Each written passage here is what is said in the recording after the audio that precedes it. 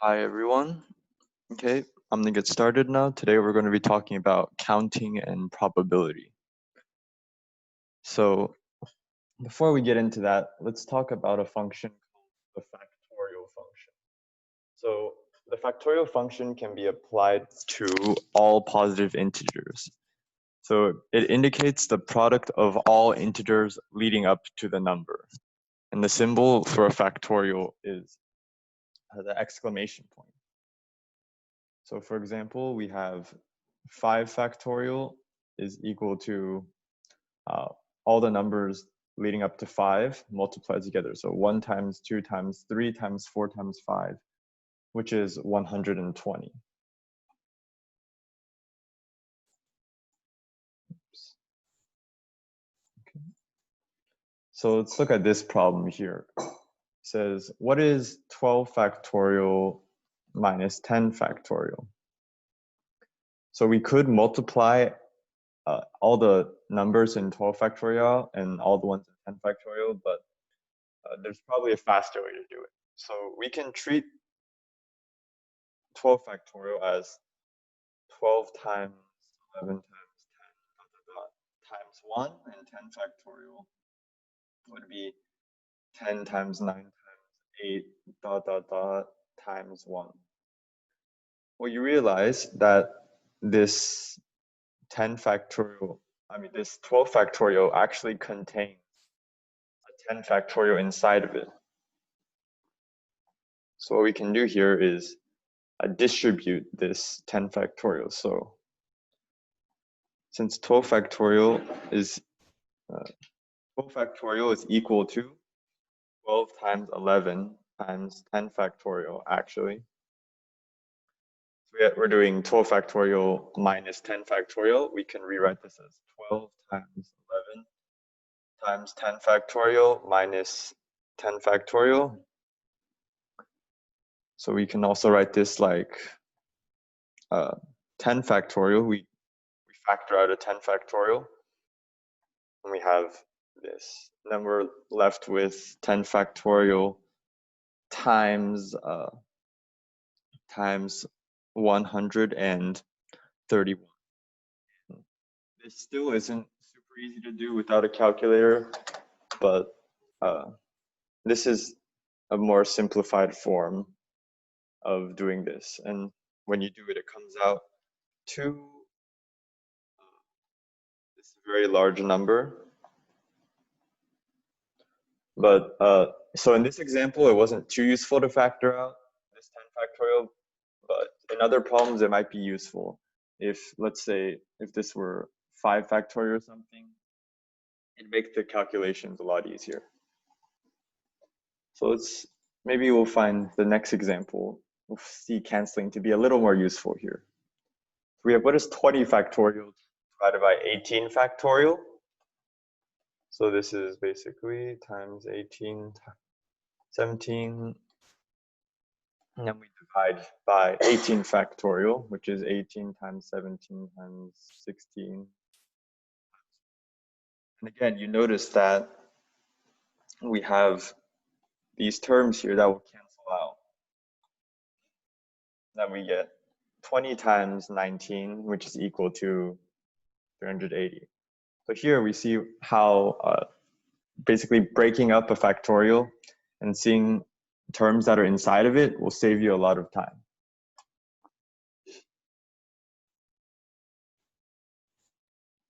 So here's a more interesting problem.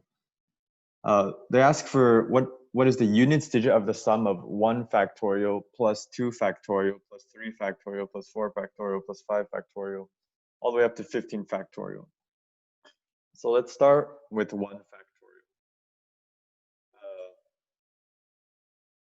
So 1 factorial is equal to just 1. 2 factorial is 1 times 2. 3 factorial is 1 times 3. Just write it here. 4 factorial is 1 times 2 times 3 times 4.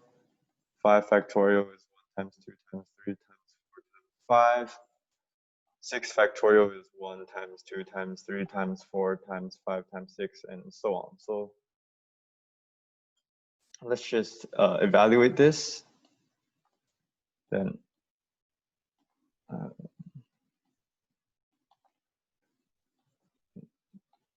and then you'll notice something here, that if we were to go on here, 7 factorial, well, that would be equal to 7 times 6 factorial, which would be 720 times 6.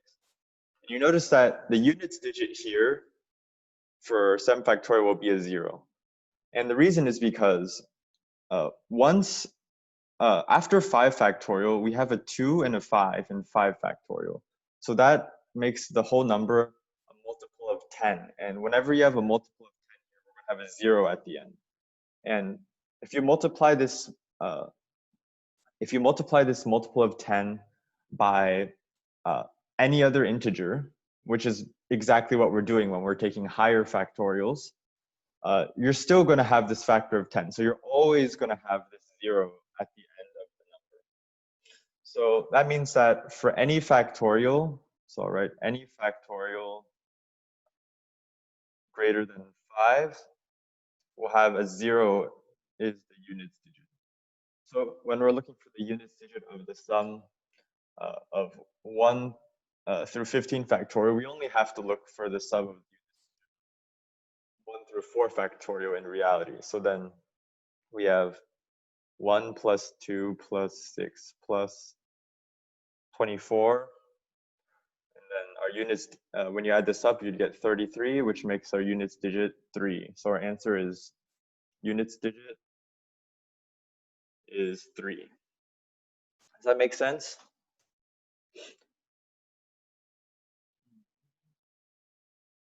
So factor of 10 here makes the difference.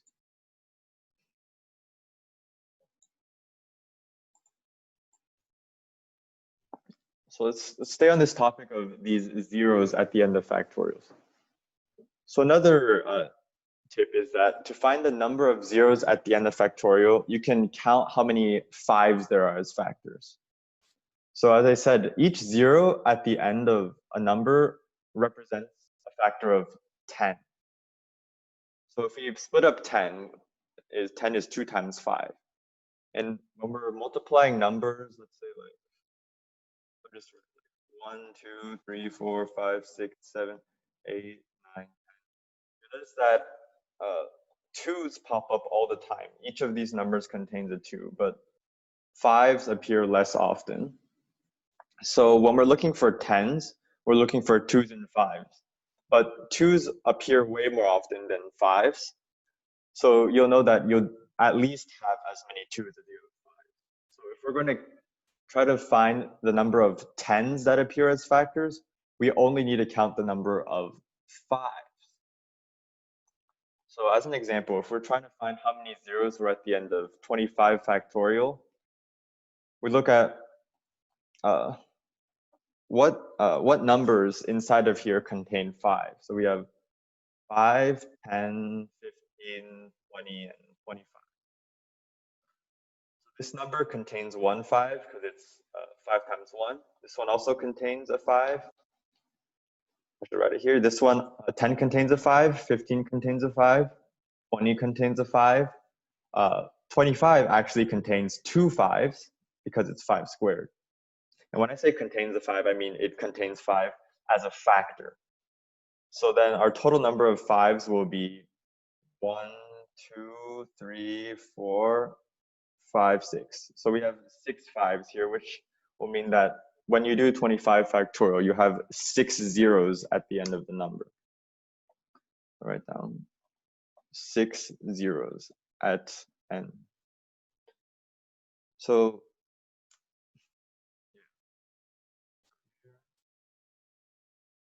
let's do an example of here. How many zeros are at the end of 103 factorial? So basically, we want to count the factors of 10 in 103 factorial, which is the same as counting factors of 5.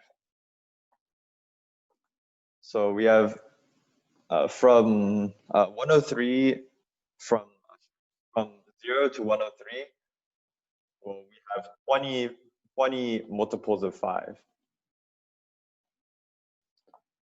So each of those numbers, like 5, 10, 15, they contain 1 5. However, we also have 3, or sorry, not 3, we have 4 multiples of 25. And remember, when we have 25, it actually contains 2 5s inside of it as factors. So we need to count each multiple of 25 twice. So then in the end, we're going to have 20 plus 4 to have 24 zeros at the end of 103 factorial. So where did we get, why are we doing 25? Okay, so when we're looking for how many 5s appear as factors when we multiply, like 1 times 2 times 3 times. Yeah, I meant like how did we get 4 multiples of 25? So the 4 multiples of 25, since these numbers go up to 103, we're going to have 25, 50, 75, and 100. These are each of the multiples of 25 that are contained in 103 factorial. Aren't we already including these for multiples of 5 when we said 20 multiples of 5? Yeah. So when we're counting 20 multiples of 5, we're counting each, we're saying that each of these multiples provides 1 5. Like 5 only has 1 5, 10 it only has 1 5, 15 has 1 5. But every multiple of 25 actually contains 2 5s, because this is 5 times 5 times 2.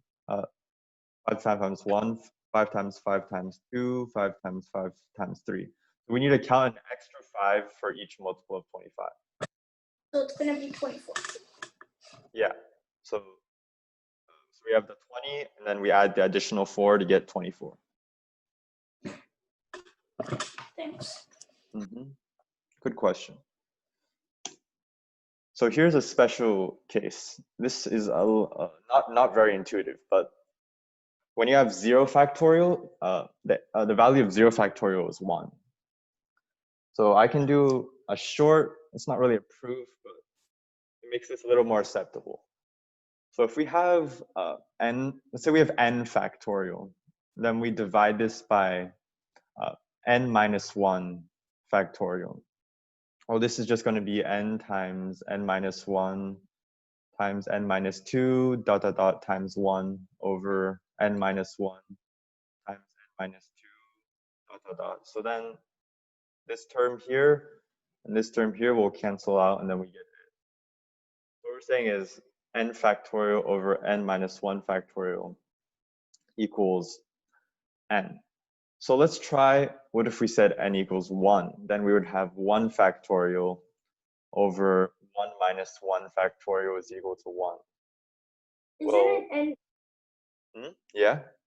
On the numerator of the equation, I mean the fraction, it's n times n plus 1, right? No, we're doing, so since factorial starts from the largest number, and then it goes down by 1 every time until it reaches 1.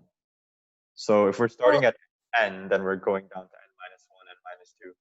We start at n minus 1, we go down to n minus 2, and so on. Yes, okay. So yeah, so that's where we got this thing here, n factorial over n minus 1 factorial equals n. And if we apply this rule to n equals 1, we'd get 1 factorial over 1 minus 1 factorial equals 1. So we have 1 factorial over 0 factorial equals 1.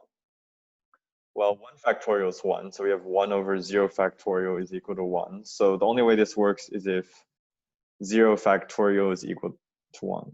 So this isn't really a proof, but it helps to make why 0 factorial is 1 a little easier to understand. So now let's get to some counting problems. Let's look at this. Olivia has a bag with 5 balls inside labeled with digits 1 through 5. She reaches in the bag and randomly pulls out a ball and writes down the digit on the ball. it should say digit on the ball, and then puts the ball back inside. She then repeats this process 4 more times, resulting in a 5-digit number. How many possible numbers can she write? Well, let's say for the first digit, she can either get 1, 2, 3, 4, or 5. Then she puts the ball back in. I'll rewrite it a little bit.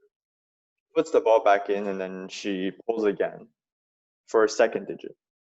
And then what happens is, for each of these first cases, again, she can pull 1, 2, 3, 4, or 5. So that would apply to all of these, actually.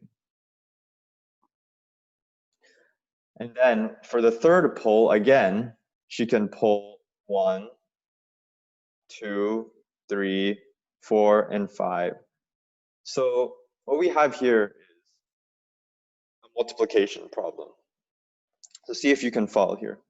So for the first, I'll write 5 squares for the 5 numbers here.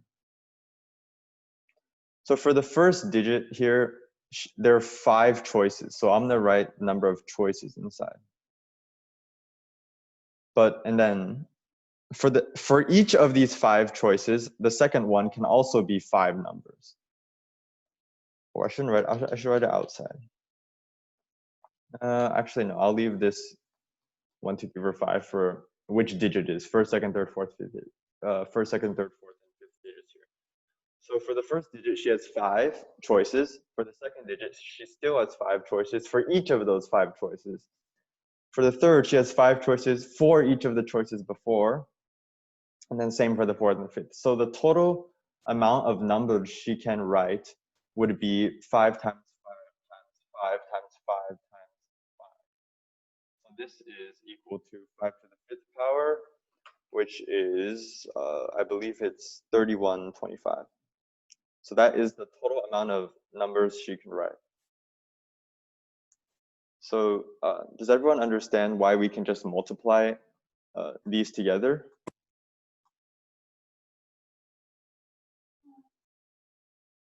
Yeah. Yeah, because she's pulling out like, so each time she rolls her dice or whatever, the ball, it can either be 1, 2, 3, or 4, or 5. And if she does it 5 times, then it can be 1, 2, 3, 4, or 5 again. Yeah, exactly. So since every time you have 5 choices, you can multiply them together to find each choice, find the total choices. So what these are called permutations. So when we look for permutations, this means that we're looking for every single combination of terms along with every single way to order the terms. So a lot of people will say order matters with permutations. So different orderings count as different terms. So let's look at an example here. If we want to pick 2 letters from the set A, B, and C, each permutation would be AB, BA, AC, CA, BC, and B6. BC and, how to write BC again? CB is what it's supposed to say. So these are the 6 permutations of picking 2 from this set. So you notice that these 2 terms, they're consisting of the same terms, but in different orders. When we're looking for permutations, we want every distinct ordering to count as a different term. So although there are only there's only 3 different combinations of terms here. We have A with B, and then we have C with A, and then we have C with B. Each ordering of these counts as a separate permutation. Order matters with permutation, as I mentioned. So let's look at this problem. It's similar to the one we did earlier. How many 4-letter words are there, ignoring spelling? So how many 4-letter combinations can we form using the 26 letters of the alphabet? Well, for the first letter of the alphabet, we have 26 choices. And then for the second, we still have 26 choices. For the third, we have 26, and for the fourth, we have 26. So the total amount of words we can technically form using 4 letters would be 26 to the 4th power, which is equal to 4, 5, 6, 9, 7. How did you do that so fast? I have a calculator. I'm not a math genius. But yeah, I know a lot of square numbers. I don't memorize 4th power. Okay. So sometimes we're going to have restrictions on multiplication, and when all the terms were completely independent like they were earlier, you can just use like 5 to the 5th power, or let's say we want to give 5, I shouldn't say that.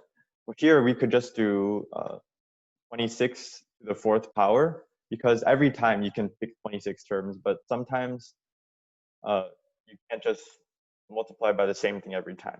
But it's still pretty easy to solve these problems with restrictions if you just think about it logically. So let's say, in how many ways can we give 5 different books to each student? Well, it's not just 5 to the 5th, because once you give a student a book, then there's only going to be 4 books left.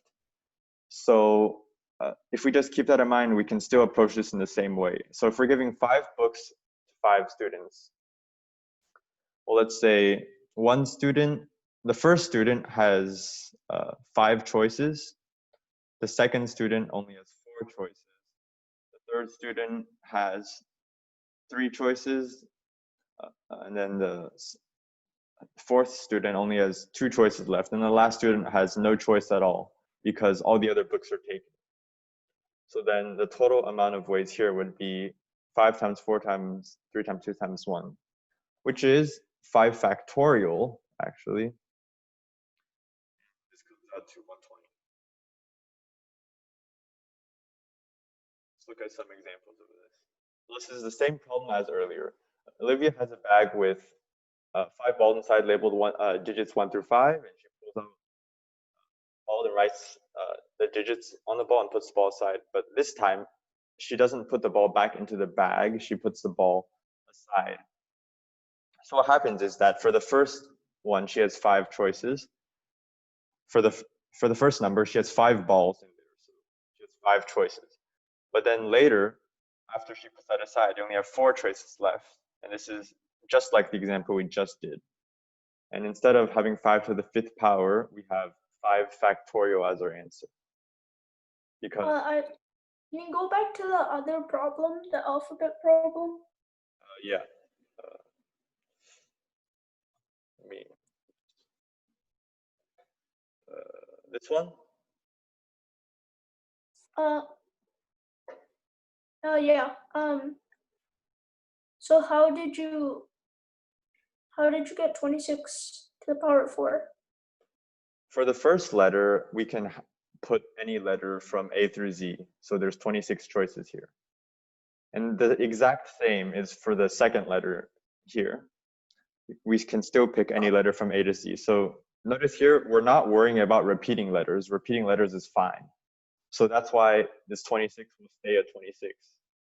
And then we end up with 26 to the 4th power. The reason it's different for this ball problem is that this 5 balls doesn't stay 5 balls. It decreases each time from 5 to 4 to 3 to 2 to 1. Whereas here, we had the 26 choices were always available. Does that make some sense? Yeah, it does. So now let's do a word problem with some restrictions on them.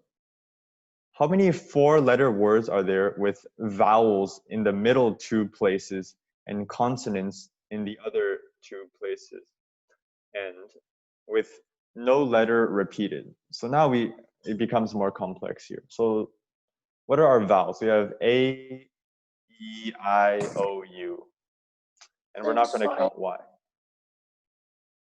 5 so then, and then 21. So So it can be, for the first letter, it can be 5.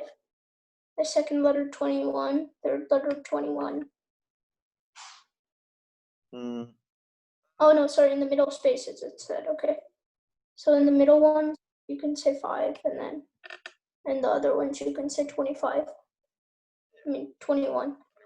That's almost there. That would satisfy the problem. That would be the correct way to do this problem, but we have an extra clause here with no letter repeated.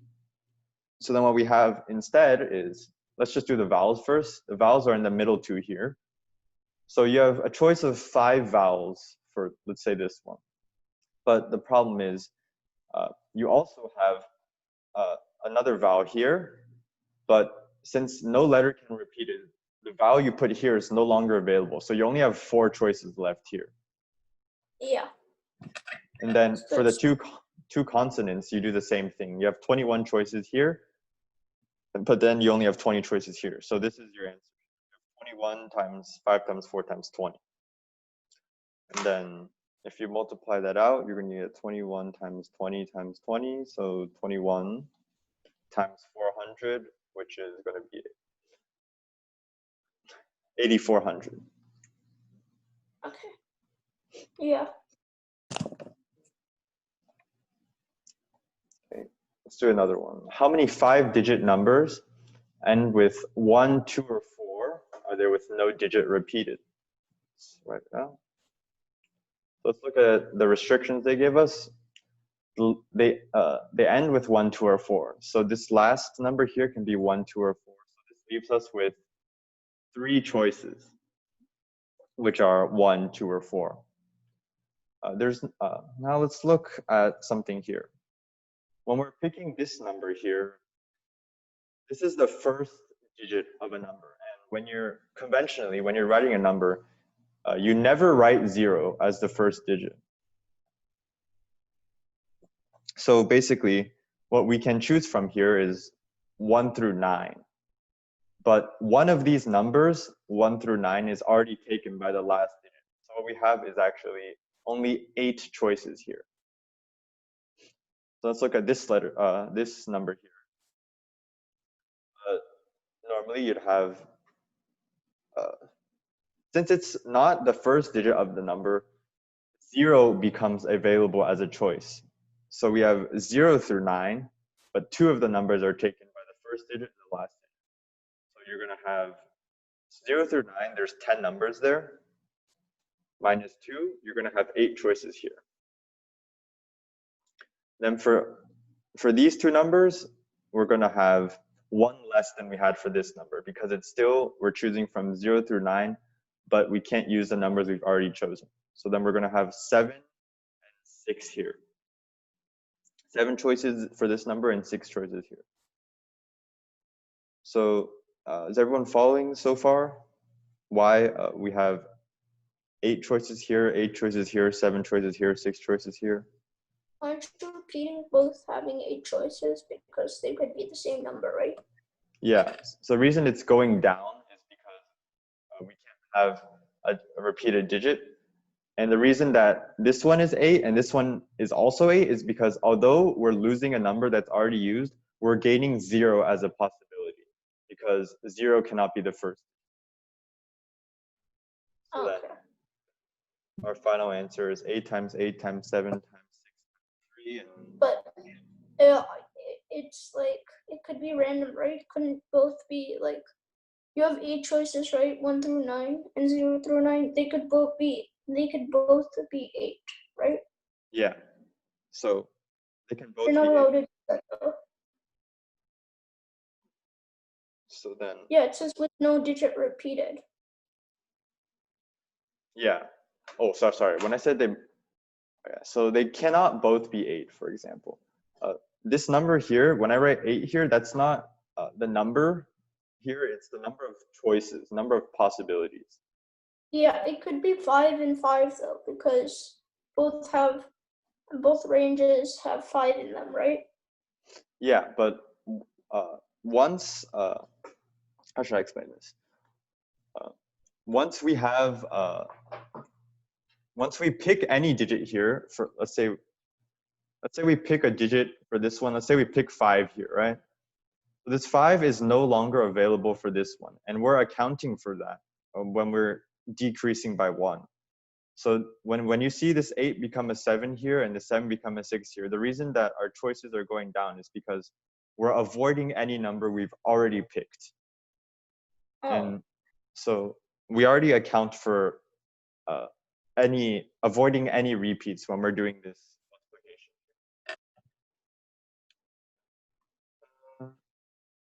I can do it with let's try a 3-digit number to make this a little more simple. So we have a 3-digit number. So how many obviously we know that 3-digit numbers range from 100 to 999, and then the total amount of numbers there is 900. There are 900 3-digit numbers. So yeah. let's solve this using this multiplication method here. So for the first digit, we can choose 1 through 9. So we have 9 here. For the second digit, 100. For the second digit, we can also choose. We can now choose from 0 through 9. So then we have 10 choices here. And I didn't put any restrictions on repeated numbers here, but for the last digit, we'd also have, we can also choose between 0 and 9. So then that makes her 900. If there was a restriction on not repeating digits, so if we're looking for 3-digit numbers with no repeats, then instead of 9 times 10 times 10, we have to subtract 1 from each subsequent number. So then we have 9 times 9 times 8, because we can't pick the numbers we've already used here. We have -1 here, -2 here.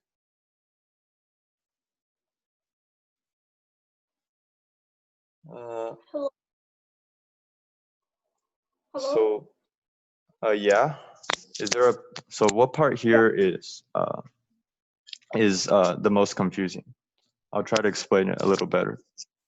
Well, you're saying there can be 9 choices in the first digit, 9 choices in the second digit? Yeah. So then can't they both be, like, let's say it's a dice, if you roll it, can't they both be like 6 or 5? Let's not use dice an example here, because when you have dice, they're usually indistinguishable. Like the first dice and the second dice, we usually don't choose. Like when we're rolling dice, if you get a 1 and a 2 and then a 2 and a 1, like they're both going to be 3, and you can't really tell the difference between what you're rolling. But in this case, the order does matter here. So let's just write down all the digits here. Let's say 0, 1, 2, 3, 4, 5, 6, 7, 8, 9. So when we're picking the first digit here, we can choose any digit from 1 to 9, right? So then we have 9 choices. Then we have to strike out one of them. Let's say the first digit is 3. Let's strike this out. Then for the second number, we have any of the rest of them, including 0, to pick from now. So there's 1, 2, 3. So we have 0, 1, 2, 4, 5, 6, 7, 8, 9. So there's still 9 choices here. But since we use up one of them, we have to strike out another one. Let's say we strike out 6, and then we're left with 8 choices for the last one. And it doesn't matter what number we're striking out here, because the point is that we have to avoid the number we picked before.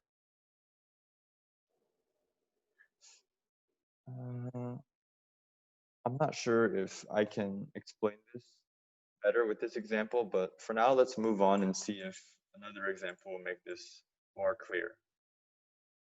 So let's look here. How many odd integers with third digit 5 are there between 20,000 and 69,999 inclusive? So we have a 5-digit number here. So we need to keep close track of how many choices we have for each digit. So notice here that there's nothing they say about repeating digits. So repeating digits is perfectly fine. So let's look. The third digit is 5 here. So third digit is 5. Wait, then, that doesn't. 1 second. It doesn't make sense. Isn't 0 through 9 10 choices? yeah, 0 through So 9 why is did 10 choices, but 0 cannot be picked for the first digit. So that's why we had a 9 earlier. And then yeah, the we reason, started for the first digit we did 1 through 9. For the second digit we did 0 through 9. yeah. So then the reason the second one's not 10 is because earlier we're not repeating digits. So then you can't choose whatever digit you picked here. So instead of 10 choices, you actually have 9 choices because we're not repeating digits. So how did they both become 8? Let me go back to that. Let's see if I can see if this undo button goes far enough.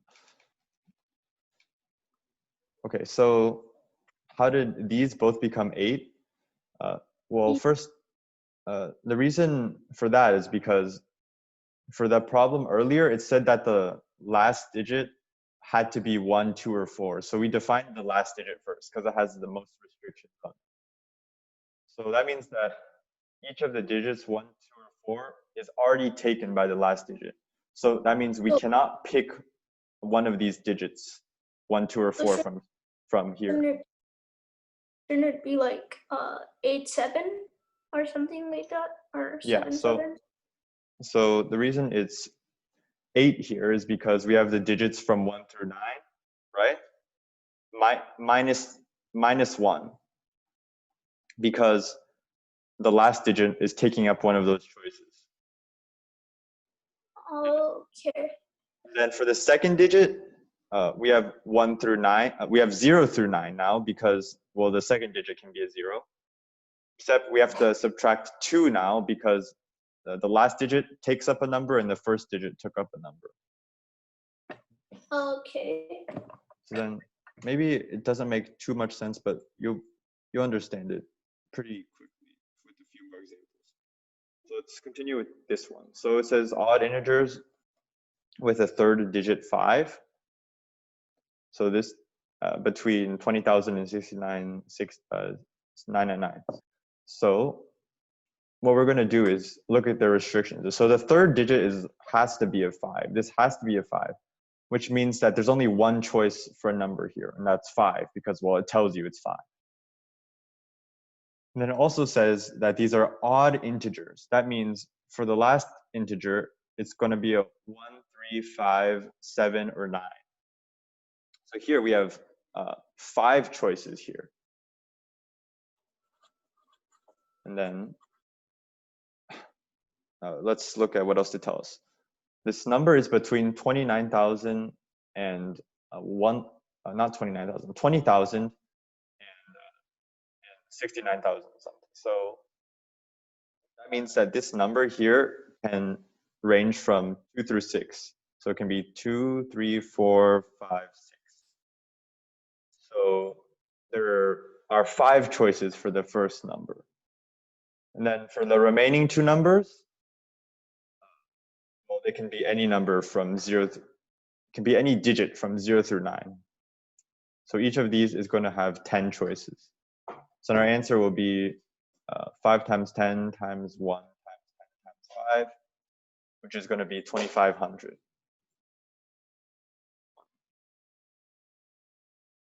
So basically, we're counting the number of choices for each spot, and we're multiplying it here. And they could have made this problem harder by saying that we can't repeat digits, but since and then if that were the case, we'd have to subtract like -1. We'd have to subtract 1 from this, subtract 2, subtract 3, subtract 4. Basically, subtract from each of these terms to avoid repeating digits. But since that's not the case, we can just multiply what we have.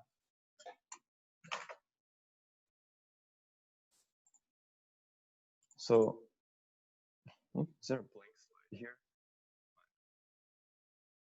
Let's form a generalization here for permutation.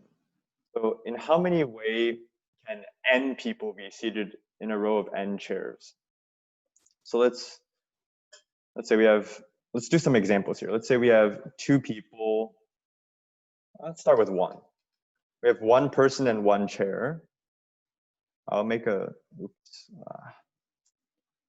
I'll make a table here for people, chairs, and ways to sit. Well, if there's one person and one chair, there's only one way to sit because, well, there's one chair and the person sits there. If there's two people and two chairs for ways to sit, we're going to have two combinations because each person can either sit in their own, in one or the other chair. If we have three people and three chairs, this becomes a little more complex. Let's look at it here. So we have A, B, and C as our people. Well, we have three choices for the first one, and then two choices left after B is seated. A or C can sit here. Let's see. And then we have the last person fills in the last chair. So we're going to have 3 times 2. And you'll notice that if we have n people and n chairs, it's going to be n factorial. So let's make this even more generalized. In how many ways from a row of r seats can we fit a set of n people? So let's say we have 2 people, and then we have, let's do examples for 2 and 3 again. Let's say we have 2 seats, 3 seats, and 4 seats.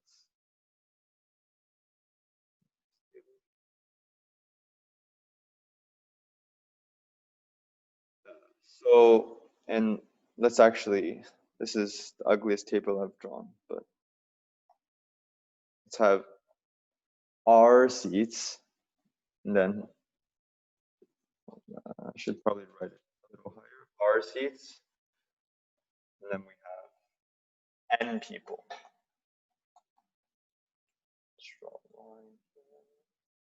Well, if we have 2 seats and 2 people, we already did 2 and 2 and 3 and 3. We found this was 2 factorial, which is 2. Here was 3 factorial equals 6. Well, if we have 2 people and 3 seats, for example, there's a lot more. What we have here is the first person has 3 choices, and then the second person still has 2 choices left. So here we have 3 times 2. Then if there's 4 seats, we have the first person has 4 choices and the second person has 3 choices. So then if we have R seats, what it's going to be is we're going to have R times R minus 1. Let's look for 3 people. Well, if we have 3 people and 2 seats, well, this is not applicable because you can't fit 3 people in just 2 seats. And similarly, we can't, actually, no, let's leave it at that for now. And then, however, if you have 3 people and 4 seats, well, the first person has 4 choices, and then the second person has 3 choices, and then the third person has 2 choices left. So then 4 times 3 times 2. And the pattern here is that if we have R seats, we're going to have R times R minus 1 times R minus 2.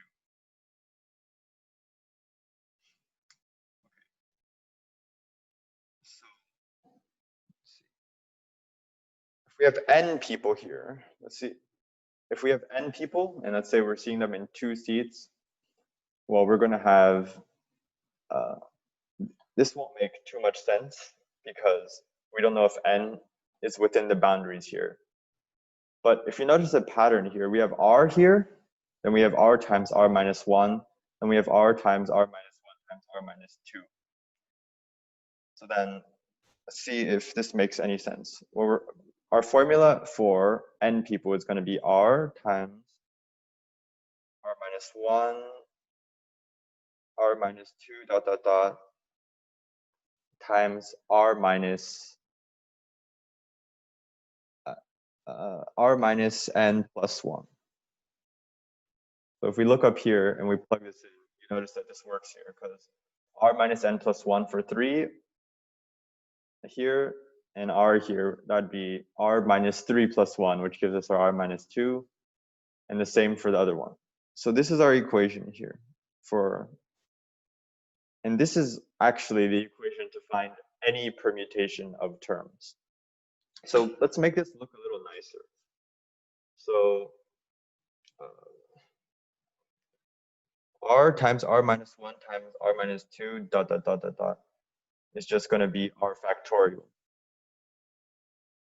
But then it only goes up to r minus n plus 1 factorial. Then to get this, what we're going to do is divide it by n minus r factorial. And this might not make immediate sense, but just follow along for now. Where's this? Clear. So this is the equation for a permutation. Let's say we want the total amount of orders or permutations from a total of n objects, and we want to pick r things. Well, our formula for that is going to be n factorial over n minus r factorial. And you can write it like this to indicate permutation, or more commonly, you'll see it written like this, where you have, n is the total number of objects. Then from n, you're picking r number of objects. So let's apply this formula to make these problems easy. From a cast of 10 people, how many ways are there to pick 3 people to fill the roles of lead actor, supporting actor, and extra?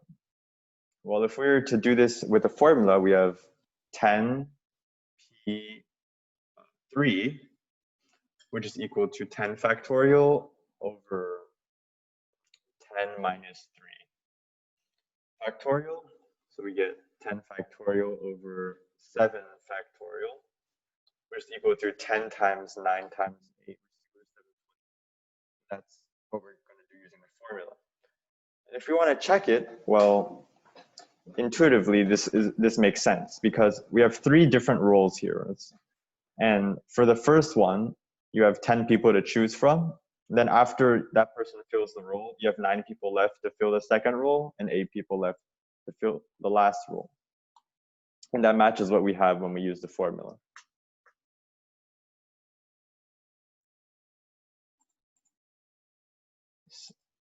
Here's a seating problem. How many ways are there to seat 5 people in a row of 7 chairs?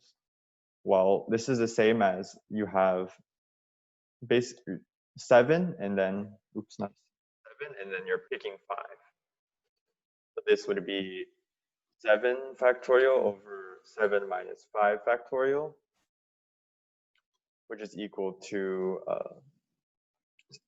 7 times 6 times 5 times 4 times 3, because the bottom is 2 factorial. And that gives us, the answer isn't important here, but I'll just write it. And if we were to think about this logically, if we did have 7 chairs, let's say, actually, if we had 7 chairs, well, the first person would have 7 choices, the second person would have 6 choices, third person would have 5 choices, so on until the last person would have 3 choices. And that's where this comes from. Now, there are more tricky permutations. And let's think about things called circular permutations. So it's one thing to order something in a line, but sometimes when you have something ordered in a circle, things that would look different on a line would be the same on a circle. So let's say we have A, B, C, and we're looking for permutations. We could also write, we could write BCA or write CAB. And these are all different permutations in a line, but if you look at them circularly, like this, they're all actually just rotations of each other. And the only way to get a different arrangement is if you reflect the image. For example, if we had CBA ACB and what's this, BAC. Since these three will all look the same because we've shown here,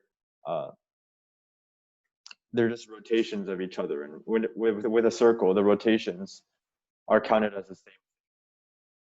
But when you reflect them, we get different terms. But all of these different terms are also the same thing. So when we're ordering, let's say, 3 terms linearly, how many ways to order them? We had 3 times 2. But as it turns out, when we order them circularly, there were only 2 different ways to organize them. So this is actually 3 times 2 divided by 3. So let's clear this. So the way to account for rotations that are the same in a circular arrangement is to divide by n. So we'd have the regular permutation, we'd have n choose, n pick r, we'd divide this by n for circular permutation. And when I talk about circular permutations, it's usually pretty easy to tell. It's easy to tell what circular means. So let's look at this. How many ways can 5 friends be seated around a circular table? So let's just solve an easier question. How many ways are there for 5 friends to be seated in a line? Well, this is just going to be 5 times 4 times 3 times 2 times 1. So that's going to be 5 factorial. But since it's a circular table, rotations, this actually is going to look like this, something like this. And if we have A, B, C, D, E, that's the same thing as B, C, D, E, A. So to account for all these rotations, we divide by n, and n is 5 here. So then we divide by 5. So for a circular permutation, the most common one, you'll see like table questions. And you're going to divide by n. We're going to get 4 factorial instead of 5 factorial, which gives us 24. This might be a little hard to understand, so I'll try to make it. So earlier I said when we had like the table question, when you rotated it, they became the same thing. But when you flipped it, it became a different thing. Well, sometimes for certain things like a keychain, which is a circle that can be flipped, even flipping or reflecting the image is not going to make anything new. If we were to arrange 3 items on a keychain, there's actually only one way to do this, because with a keychain, obviously it's a circle, which means that any rotation is accounted for. But since a keychain doesn't have like a correct side to be on, like a table, right? It's not like you're going to flip the table upside down and have people sit like upside down to account for the other orientation. No, but when we have a keychain, you can look at a keychain from both ways, and this requires just a bit of common sense. Then we're going to have to subtract every single reflection from the possible permutations as well. And to do this, it's really simple. We're going to divide it by 2. And that's the key here. So the key here for keychains, haha, funny. Okay, so let's look at this question here. How many ways can 6 keys be arranged on a keychain? So we start with 6 in a line, and that would just be 6 factorial. But then remember, it's a circle, so we're going to have to divide by n. So then we divide by 6. But since it's a keychain, which is a flippable circle, we're going to have to divide by 2 to account for all the different reflections. So what we're left with is just 5 times 4 times 3, which is 60. All right.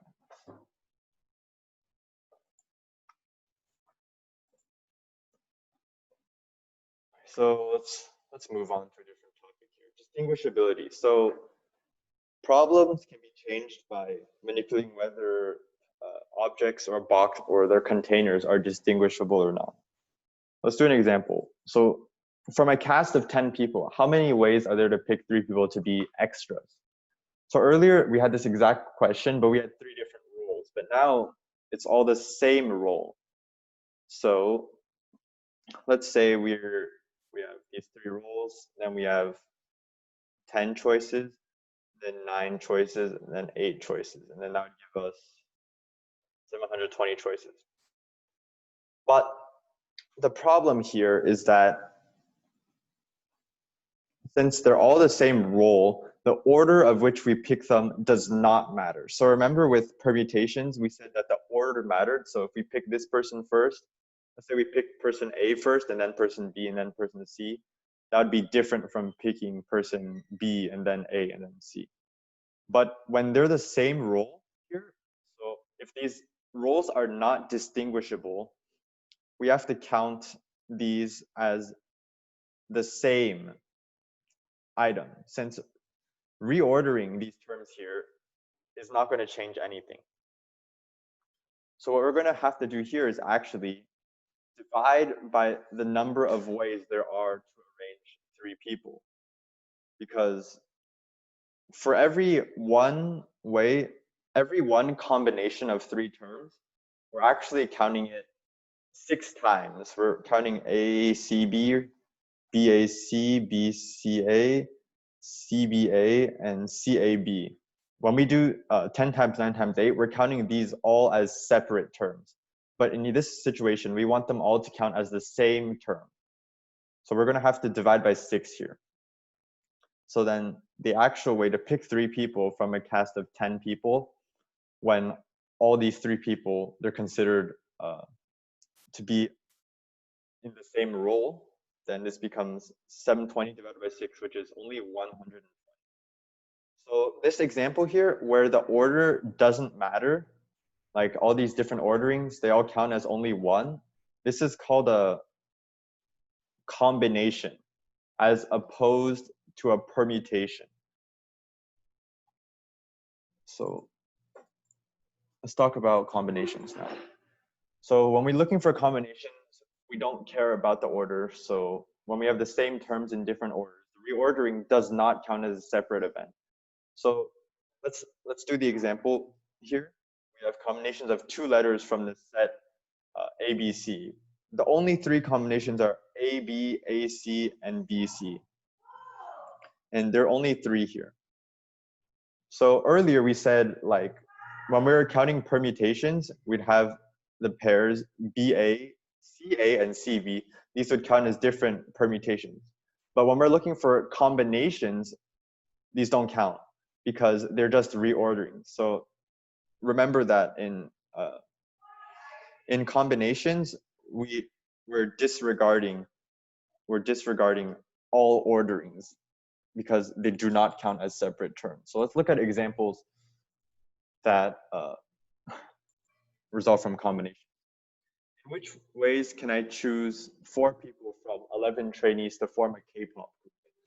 So if this were permutations, we'd do 10 times, we'd do 11 times 10 times 9 times 8. So this is permutations. But in this problem, we're actually just looking for a combination because it just says that these 4 people, it doesn't mention that they're going to fulfill different roles. It just says we want 4 people. So picking A and then picking B and then picking C and then picking D is the same as picking B and then C and then A and D, for example. So we're going to have to see how many times are we recounting how many times are we overcounting here? So for every one combination, how many permutations do we have? Well, that question becomes how many ways are there to order these exact same 4 elements? And that becomes 4 times 3 times 2, which is 24. So then basically for every single combination that we have, we're counting 24 permutations. So we're overcounting 24 times here. So in order to account for that, we're going to have to divide this by 24. And now if you notice something, this 24 is just 4 factorial. So then we have 11 times 10 times 9 times 8 over 4 factorial, which gives us 330. So that's far less than permutation, the number of total permutations. Let's do another one. In how many ways can Cleopatra choose 3 of the 5 colors of M&Ms to eat? Well, basically, we have 5 colors, and we're choosing 3 of them.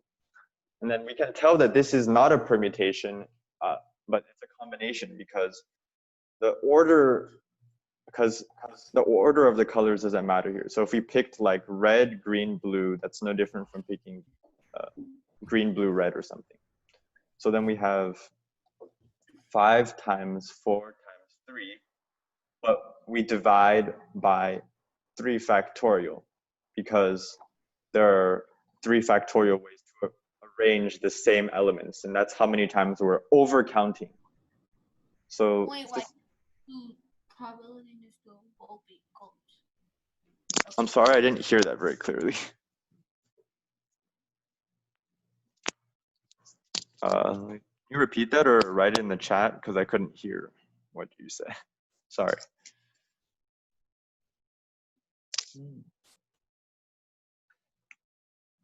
Well, let's just continue here for now. Okay, there's a chat. Let me read it. There is not a question. I didn't hear anything. Okay, so I'll move on. So we have this here, and then we simplify this to get 10. So here's the formula for combinations. And then for combinations, we use a C instead of a P, so it'd be N choose R. And then another commonly used notation is they'll do something like this. They'll have these large parentheses and they'll put the N at the top and the R at the bottom. So this is just a different way of writing this. So the formula for combinations is N factorial times N minus R factorial divided by R factorial. So if you notice, the permutation formula from earlier was N factorial over N minus R factorial. So this extra term here on the bottom, R factorial, this basically gets rid of all the times we're overcounting different rearrangements. Because in permutations, we want to count those rearrangements, but with combinations, we're not counting rearrangements as separate terms. So we're going to divide by R factorial to get rid of all those different arrangements of the same terms that we're overcounting. So this question here, how many ways can you choose 4 toppings for a pizza if there's 7 choices of toppings? The formula tells us it's N factorial over N minus R factorial times R factorial divided by R factorial. We have 7 factorial over 7 minus 4 factorial, and then another 4 factorial. So we're left with, let's just write it out, times 1, 7 times 6 times 5 times 4 times 3. So then what we have now is 2 over, wait, hold on. 1 sec. What I meant was 3 times 2 times 4 times 3. So then we get 7 times 6 times 6 times 5 times 4, and then 3 and 2 are taken. Then on the bottom we have 4 times 3 times 2. Well, we have a 6 and a 3 times 2. We cancel those out. We have a 4 and a 4. We cancel those out. Then we get 35 combinations of 4 toppings for pizza if there are 7 choices of toppings.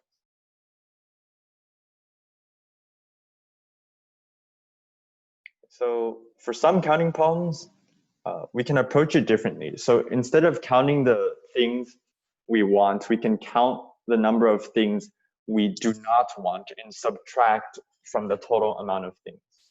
So here's a big example of where this comes in handy. What fraction of 4-letter words contain a repeated letter? Well, if we were to try to do this by manually, we'd have to think, okay, we can have repeated here, repeated letters here, repeated letters here, repeated letters here, repeated letters here. And each of these letters can be any of the 26 letters, and then it just becomes a big mess. So if we approach this differently, instead of looking for words that contain a repeated letter, we look for words that do not contain a repeated letter. This becomes way easier. So if we're looking for words that don't contain a letter, don't contain a repeated letter, so the first letter can be whatever, 26 different letters. But then the second one, you only have 25 choices left because one of them is taken, then 24 because 2 of them are taken, and then 23. So then this number here, 26 times 25 times 24 times 23, is the total amount of words that have 4 different letters. And now we're looking for words that contain repeated letters. So we're looking for the opposite of this.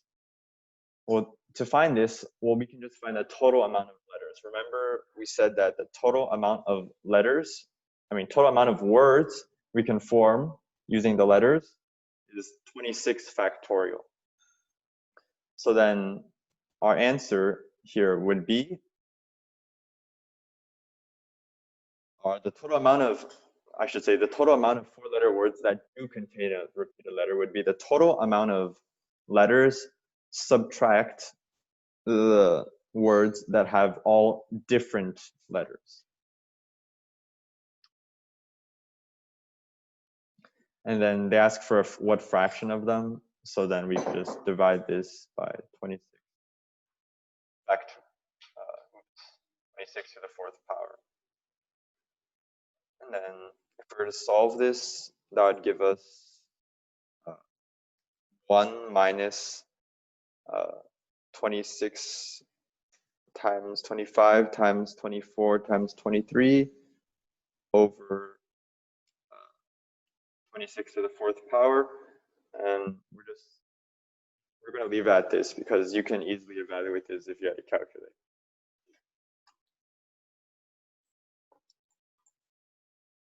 Okay, let's look at this example. How many ordered sets of 3 of the 8 Anne of the Green Gables books are there if we insist that Anne of Von Leah be 1? Disclaimer, I've never read any of these books, but this is what the problem said and I kind of copied it, so yeah. So what they're asking for is how many ways can we pick 3 of the 8 if we're insisting that this is one of them? Well, we could do this by looking for the different combinations that set us up, but it's even easier if we just find how many ways can we do this if we never pick this book. So let's say if we have 8 books and then we're choosing 3, this is going to be 8 choose 3, which is going to be 8 times 7 times 6 over 3 factorials. So this is the total amount of ways that we can choose 3 books. And then now, how many ways are there to choose if we're insisting that this book is not one of them? Well, then we'd have 7 times 6 times 5 over 3 factorial. And the reason that 7 times 6 times 5 is because we're removing this book from our catalog of 8 books, and we're instead treating it as we only have 7 books to choose from because we're intentionally avoiding this one. So then we have 7 times 6 times 5 over 3 factorial. So I'm just going to 3 factorial 6. So I'm going to get rid of this 6. So the total is 56 ways to pick. And then the ways that do not contain this book are going to be 7 times 5 is 35. So we'll say unfavorable. So now if we want to find the number of ways to pick 3 books, if we're insisting this is one of them, we can just do 56 minus 35. So we're subtracting the complement basically, and then that gives us what? 21.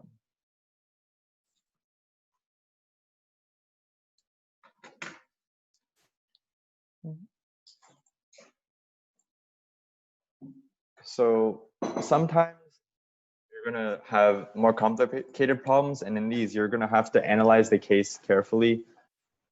You can solve it using multiplication and analysis, but you can't just solve it using a permutation and combination formula. So memorizing formulas is good, but you shouldn't rely on memorized formulas. You should try to understand where they're coming from. So let's look at this question. It looks very familiar because we did this. But now we have this added. How many odd numbers with the middle digit 5 and no digit repeated? So remember what we did last time? We said this number must be 5, so there's one way. The last number can be 1, 3, 5, 7, or 9. However, there's no digit repeated here. So 5 is not actually an option. So we can only pick 1, 3, 7, or 9 here. So there are only 4 ways for this one.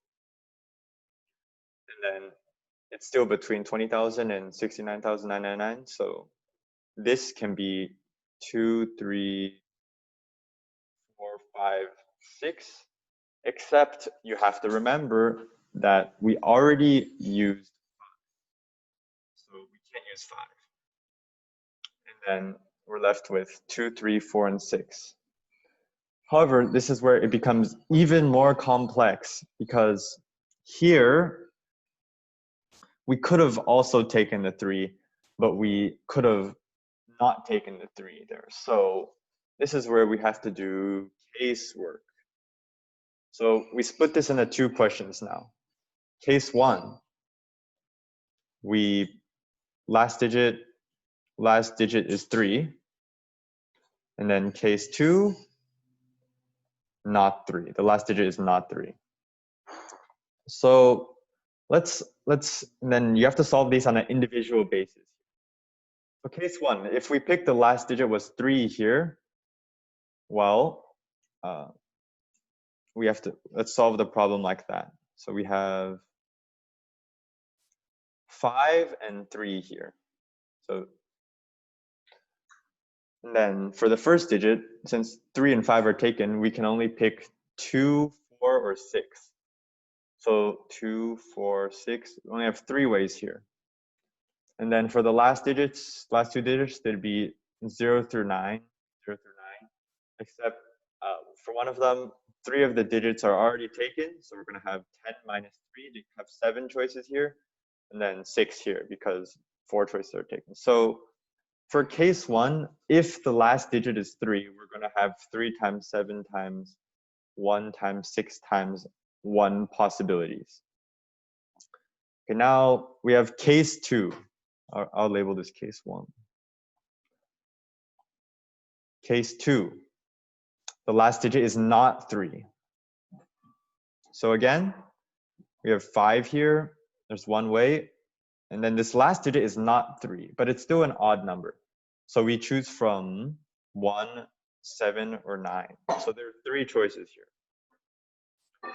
And now what we do here is we look back at the first digit. It has to be in between 2 through 6, except 5 is already taken. So then we have 2 through 6. Oops, I'll just write that. 2, 3, 4, 5, 6. 5 is already taken, so we can't pick 5. And none of the other numbers are taken here. So we have 4 choices here. And then for our last 2, we'll have, these can be 0 through 9 again, subtracted by what we already picked. So then we have 7 choices and 6 choices here. So for case 2, if the last digit is not 3, we're gonna have we're gonna have 4 times 7 times 1 times 6 times 3.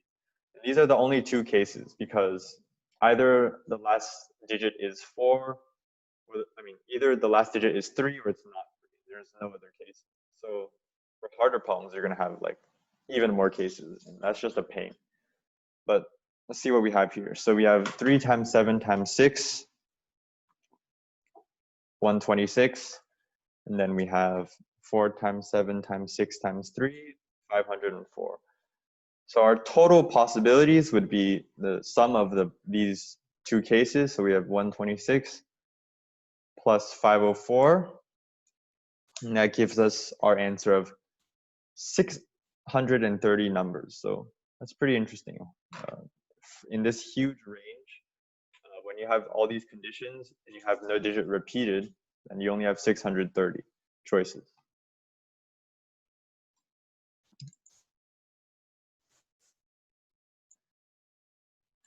All right, so how many ways can 5 books be arranged on the shelf if 2 of the books must remain together?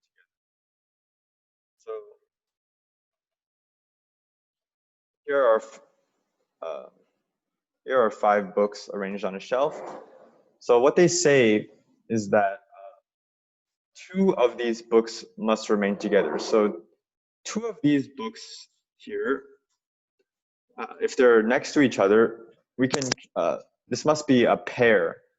So here's where we can, oops, there's a cool trick here. So we can treat this pair of items as one singular item because we know they must be together. So instead this problem becomes like this. We're only picking 4 spots here. And one of these spots is actually a pair, but we'll get more into that later. So how many ways are there to arrange 4 items? Well, that's just 4 times 3 times 2 times 1. That's 4 factorial. However, remember that one of these is actually a pair of items.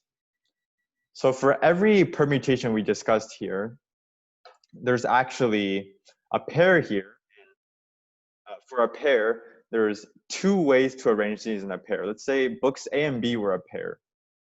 Well, for every case that we mentioned here, where this is treated like one item, well, there's actually 2 ways to arrange this pair. So then, because it can either be A or B and then B or A. So to account for this, we multiply our final answer by 2. And then we get 48. So those are some examples of casework where you can kind of break down harder problems into simpler problems.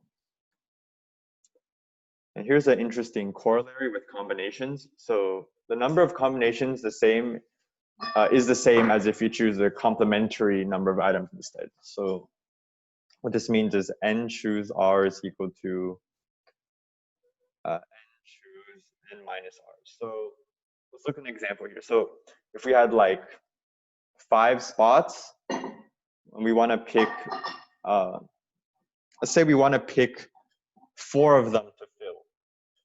Well, 5 choose 4 is going to be 5 factorial over 5 minus 4 factorial over 4 factorial. So we have, well, 5 minus 4 factorial is just 1. So then we have 5 factorial over 4 factorial, which is equal to 5. And then if we have, what this corollary is saying is if we choose the complementary number, so I'm choosing, instead of choosing 4 here, we choose 5 minus 4, which is choosing 1. Well, that's equal to, 5 factorial over 5 minus 1 factorial times 1 factorial again. Well, that's just 5 factorial over 4 factorial, and it's also 5. So you see that these two are actually the same. And if you think about this logically, this should make sense because picking 4 spots to fill for example, is exactly the same as picking one spot not to fill. And similarly, if we had 5 spots and then we're picking 3 spots to fill, for example, that's the exact same as not filling 2 of them, choosing 2 of them to not fill. So that's why these complementary terms here have the same result. So now comes some fun tricks to learn. So when we're trying to find the number of ways some objects can be arranged, and some of these objects are the same, we can use this cool formula here. N factorial over, you have these terms k1, k2, dot to dot, factorial, where n is the total number of terms, and then k is the number of times a term appears more than once. So that sounds kind of abstract, but with an example, this will make way more sense. So this is the most common place you'll see this kind of question. I ask you, in how many ways can the letters in the word banana man be rearranged? Well, you can't just treat this like a regular permutation question, even though it's asking for rearrangements, because, well, this A is indistinguishable from this A and this A. So it's not a combination because we want rearrangements, but it's also not a permutation because not all rearrangements count, because some of them are the same. So let's look at these letters in banana. What we can rewrite this as, let's get all the same letters here out. So we have a B and then we have 4 A's. Let's just cross them out. And then we have 3 N's. Let's cross those out. And then we have an N. Oh, I should write this more neatly. N, N, N, then we have an N. So we have this here. So this trick to this formula is, well, you can find the total number of terms, which is how many letters are in banana man, 1, 2, 3, 4, 5, 6, 7, 8, 9. 9 terms here. So we have 9 factorial over. So whenever a term appears more than once, you're going to stick its factorial into the denominator here. So we have 4 A's, 3 N's.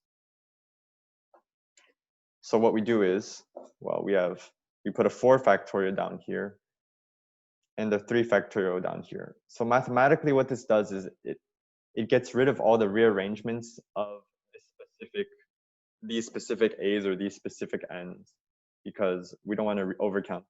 So this would be our answer. And if we were to do this, we'd get calculator time. We'd get 4 factorial, get 2520. So yeah, so when the problem where they ask you to rearrange letters in the word will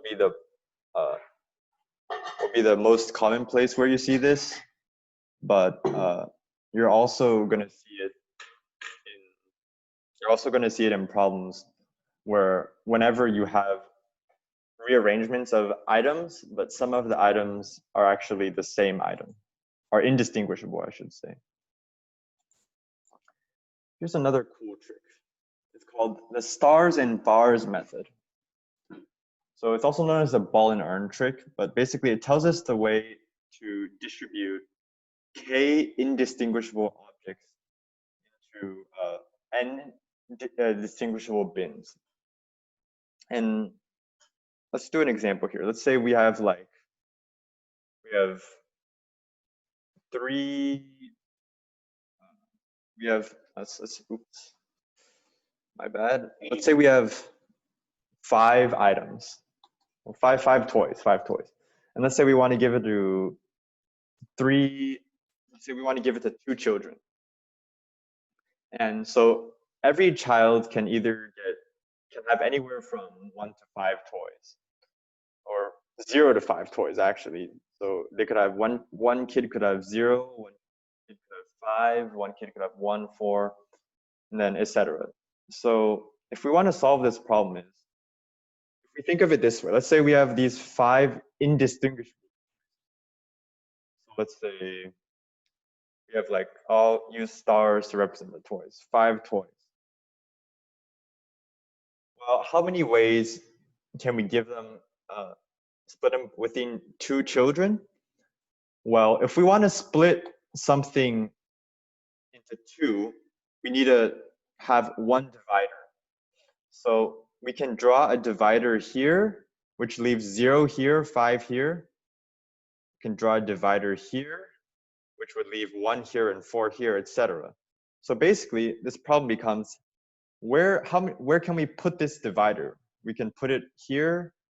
Oops, we can put this divider, or this bar, here, here, here, here, here, or here. So then those are 6 ways to do this. But if we had more than one divisor, we couldn't. If we had more than one bar here, we couldn't just count like that. So the official way to do it is, let's treat the bar as a separate item here. So basically, how many ways are there to arrange these 5 stars and 1 bar? So how many ways are there to arrange these 6 items such that 5 of them are the same? Well, remember from our formula we just learned with the numbers, for rearranging things and some of the items are the same, we take the total factorial divided by the highest number repeated factorial. We get 6. So let's do an example of this stars and bars method. It's kind of cool method. Alice has 18 apples. So how many ways can she share them with Becky and Chris? So let's just draw 18 items real quick. 5, 6, 7, 8, 9, 10. 1, 2, 3, 4, 5, 6, 7, 8. So we have 18 items here. And then how many ways can she share them with Becky and Chris? So we have these 3 people, A, B, and C. And how do we distribute 18 among them? So without the stars and bars method, this problem becomes super difficult because there's 3 people now, and it could be like 0, 0, 18. It could be 0, 1, 17. It could be 2, 4. It could be like 2, 4, 12. And there's so many that it's just way too hard to keep track of. But if we treat this like a stars and bars problem, basically, if we want to split something within 3 people, we need to draw 2 dividers.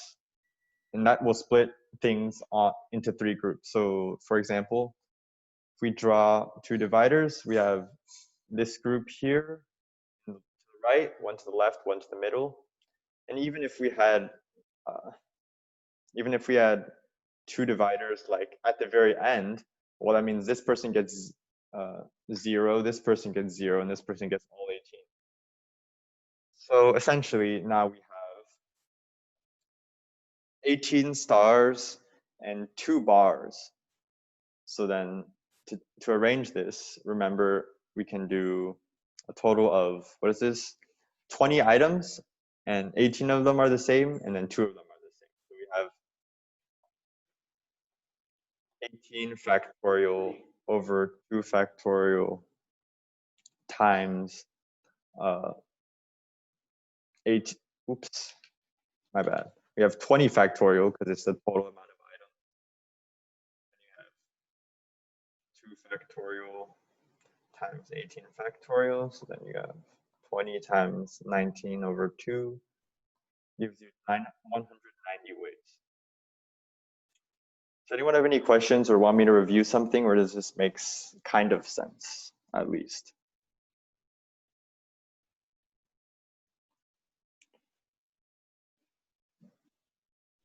Okay.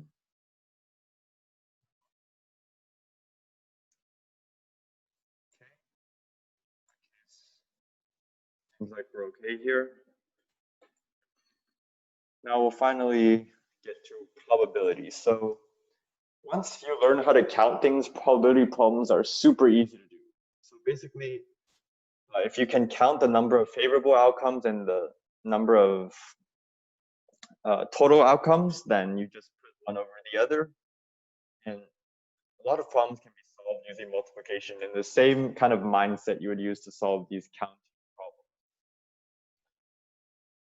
So now let's get to this question, a dice question. Find the probability of rolling a 12 with 2 6-sided dice.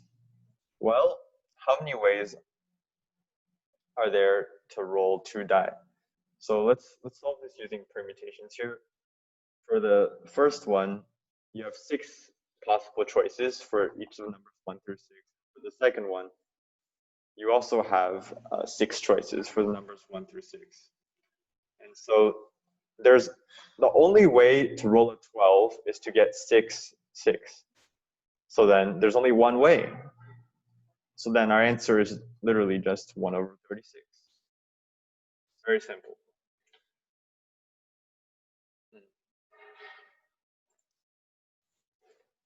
Okay, so 2 cards are drawn in order from a standard deck of cards.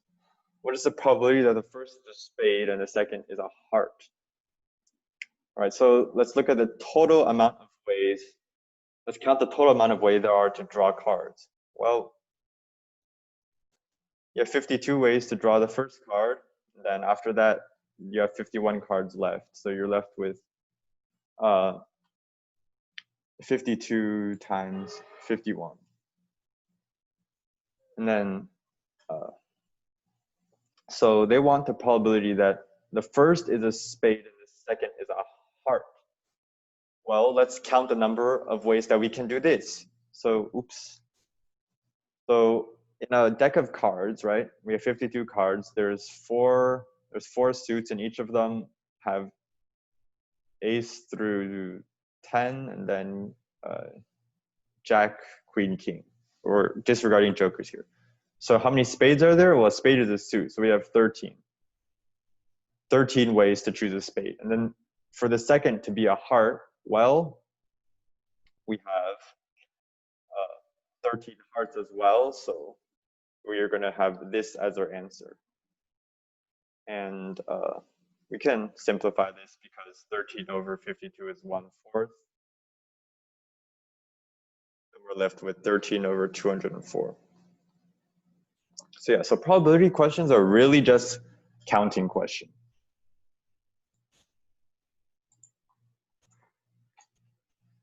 In a raffle, 20 tickets are sold, 2 prizes will be given, and a student buys 2 tickets. What is the probability that the student wins at least 1 prize? This one's a bit trickier. So when you see at least, this should indicate either one thing. Should indicate either one of 2 things.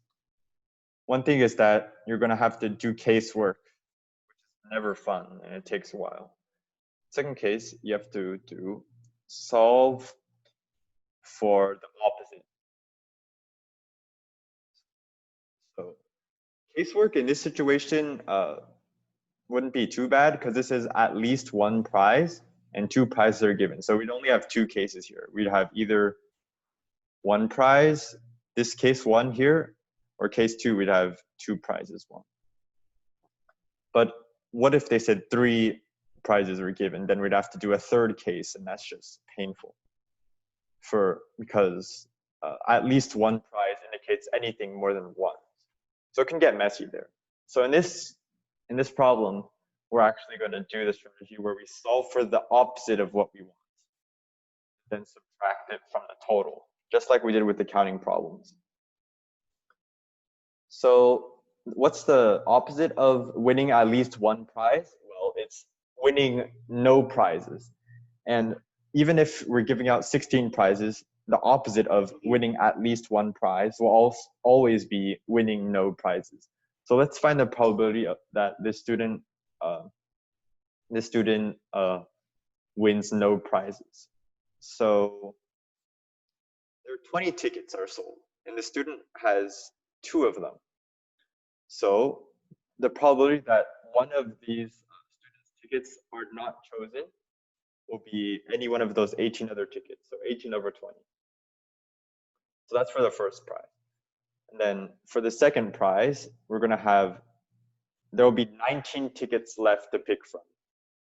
And out of these 19, 2 of them are the students, and we're trying to avoid those. So we're going to have 17 other tickets. Then we have 17 times 18 divided by 20 times 19. This comes out to 153 over 190.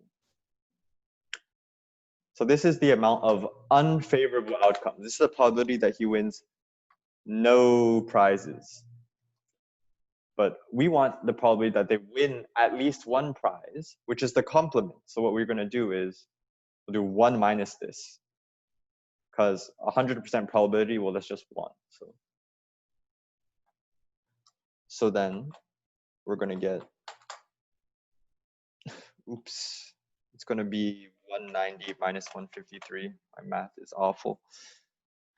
Around 37 over 190. So in this example, solving for the opposite was much easier than, well, it was easier than solving for different cases here.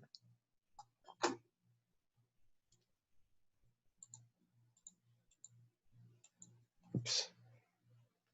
So if there are 3 boys and 4 girls in a group, and 2 are chosen to give a report, what's probably that 1 boy and 1 girl are chosen? This example, in this example, we can actually combine the 2 strategies we just used. So we do casework and we do opposites. So case 1, they're both boys. Case 2, they're both girls. And this is the opposite of what we want. So the probability of getting 2 boys is very easy to calculate, because we have 3 out of 7. We have 3 boys in a group of 7.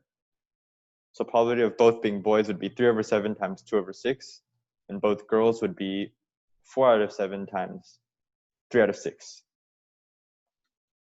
So let's simplify this. Oops. So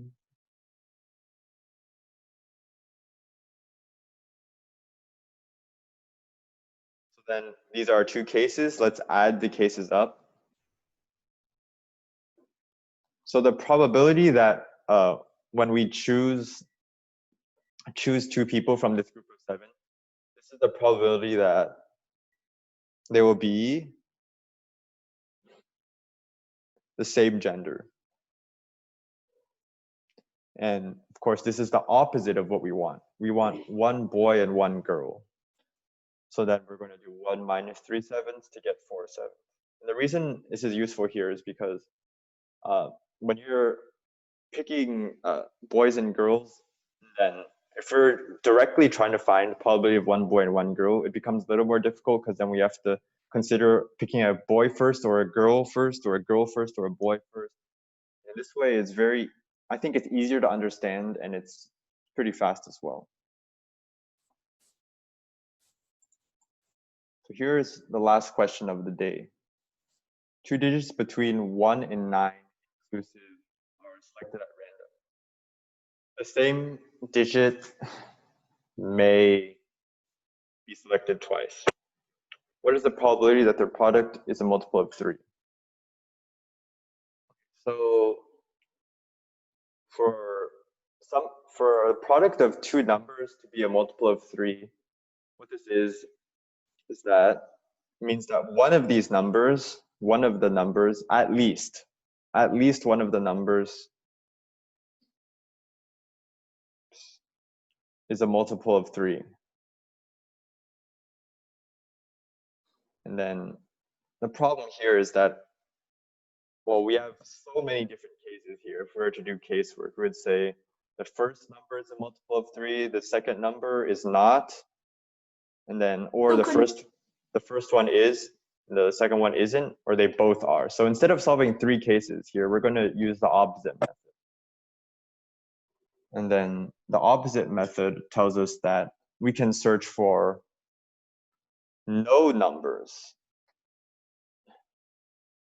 are multiples of 3. And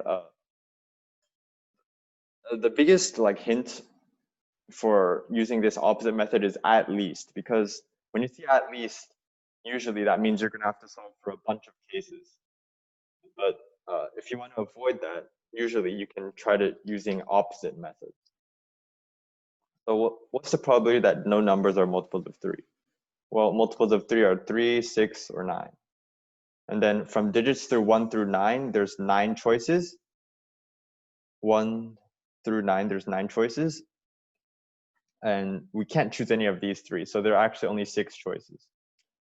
And then, so we have 6 choices for the first one and 6 choices for the second one. And that gives us 36 choices where no numbers are multiples of 3, which means that their product will also not be a multiple of 3.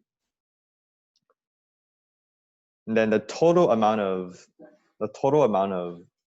well, numbers we can form here is 9 times 9, because they can both be in between 1 and 9. So then we have, I keep drawing on that. We have 36 over 81. And remember that this is the probability that that the numbers are not multiples of 3. And we're searching for the opposite of that, which is that the numbers are multiple of 3. So then we finish off with 1 minus, and then we get our answer as 5/9. So yeah, this at least is usually a big hint, especially if it's at least 1 or at least 2. Then yeah, it's a hint that you should try to solve for the opposite. Okay. Yeah. That's going to be it for today. Thank you to everyone for showing up. And yeah, I'll share these out with you guys later. Let's stop sharing. Bye. All right, bye everyone.